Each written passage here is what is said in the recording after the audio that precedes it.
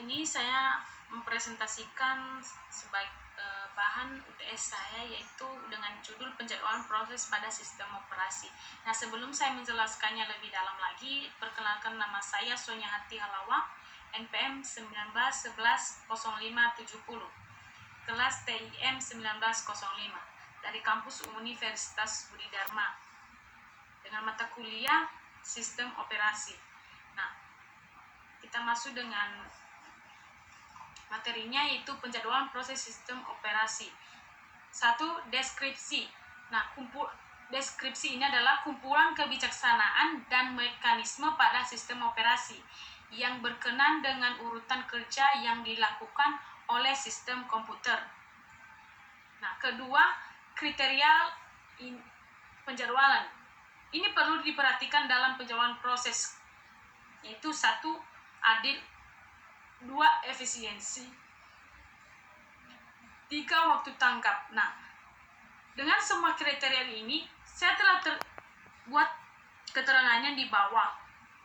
Bisa teman-teman lihat, waktu tangkap, waktu eksekusi total, dan throughput, dan ini tipe penjadwalan. Nah, tipe penjadwalan adalah ada 3. Ada tipe penjadwalan yang dapat berada secara bersama pada sistem operasi yang kompleks, yaitu 1. Penjadwalan jangka pendek, 2. Penjadwalan jangka menengah, dan 3. Penjadwalan jangka panjang. Nah, 1.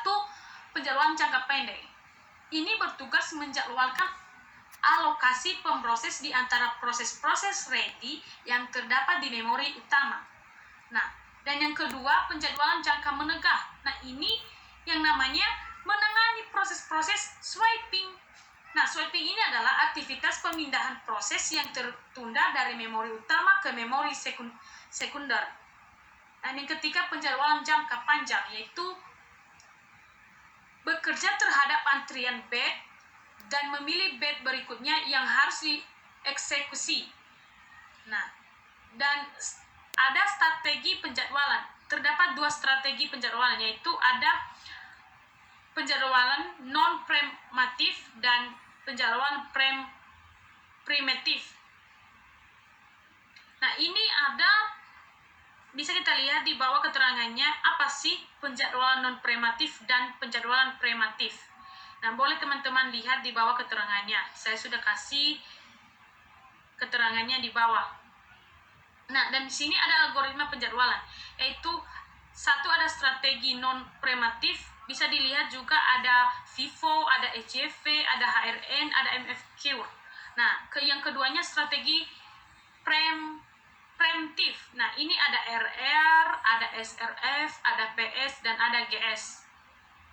Dan yang kedua ada FIFO atau First In First Out atau Out FCFS, First Come First Serve. Nah, yang kedua SCV atau Shortest Job First. Nah, ini penjadwalan waktu terpendek yang duluan. Nah, penjadwalan ini mengasumsikan waktu jalan proses atau sampai selesai dan diketahui sebelumnya. Mekanisme menjadwalkan lebih dahulu proses dengan waktu jalan terpendek sampai selesai. Nah, dan ada PS. Nah, PS ini adalah penjadwalan tiap proses diberi prioritas dan proses berprioritas tertinggi. Nah, sedangkan RR penjadwalan ini penjadwalan murni preemptif atau mekanisme semua proses dianggap penting dan diberi sejumlah waktu pemproses yang disebut kuanta atau kuantum atau time slide di mana proses itu berjalan. Jika kuanta habis dan belum selesai, maka pemproses dialihkan ke proses lain. Nah, ada SRF. Ini SRF, penjadwalan ini disebut juga penjadwalan dengan sisa waktu terpendek duluan dan merupakan perlengkapan dengan mengembangkan algoritma atau algoritma ECV. Nah, ECV ini adalah penjadwalan non-preemptif, sedangkan algoritma SRF adalah preemptif yang berguna untuk time sharing. pada SRF, proses dengan sisa waktu jalan yang diestimasikan terendah dijalankan termasuk proses yang baru tiba.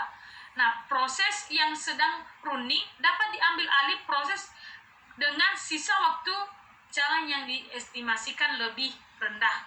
Oke, sekian dan terima kasih presentasi saya pada malam hari ini. Semoga bermanfaat dan jika banyak kesalahan atau cara membacanya atau cara menyampaikannya mohon dimaklumi. Sekian dan terima kasih. Selamat malam.